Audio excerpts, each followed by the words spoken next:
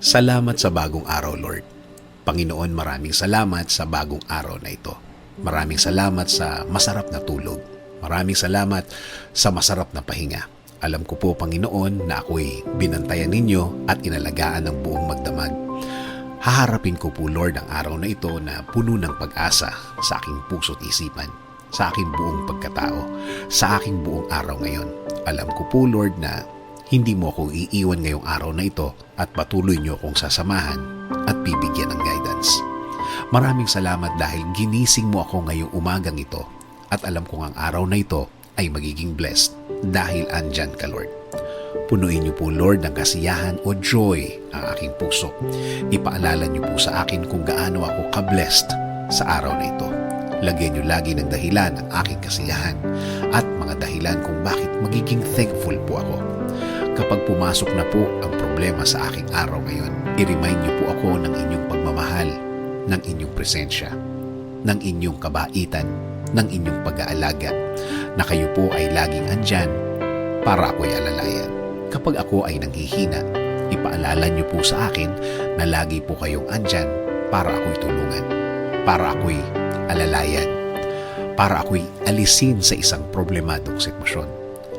Lord, kapag naalala ko ang aking problema, please remind me that you got me, that everything will be okay and fine. Please remind me also of my purpose. Kung bakit ako nasa mundo, kung bakit ako nabuhay, kung bakit ako andito para sa araw-araw, para paglingkuran kayo at mahalin. Kasama na ang mga nagmamahal sa akin at nagpapahalaga na kayo pa din ang dapat masunod sa aming buhay. Naniniwala kami sa inyong plano na lahat-lahat na gusto niyong gawin sa amin ay makakabuti sa amin, na ang lahat ng plano ninyo ay makakabuti sa aking kinabukasan at kinabukasan ng aking pamilya. Lord, patuloy niyo pong pasukin ang aking buhay. Isinusuko ko na po sa inyo ang aking araw-araw, ang aking mga gagawin at aking mga plano.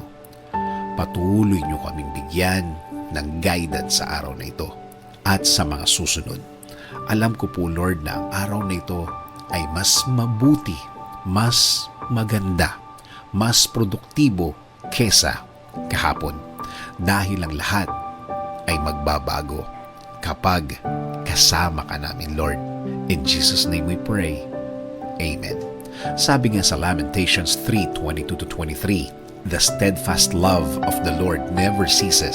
His mercies never come to an end. They are new every morning. Great is your faithfulness."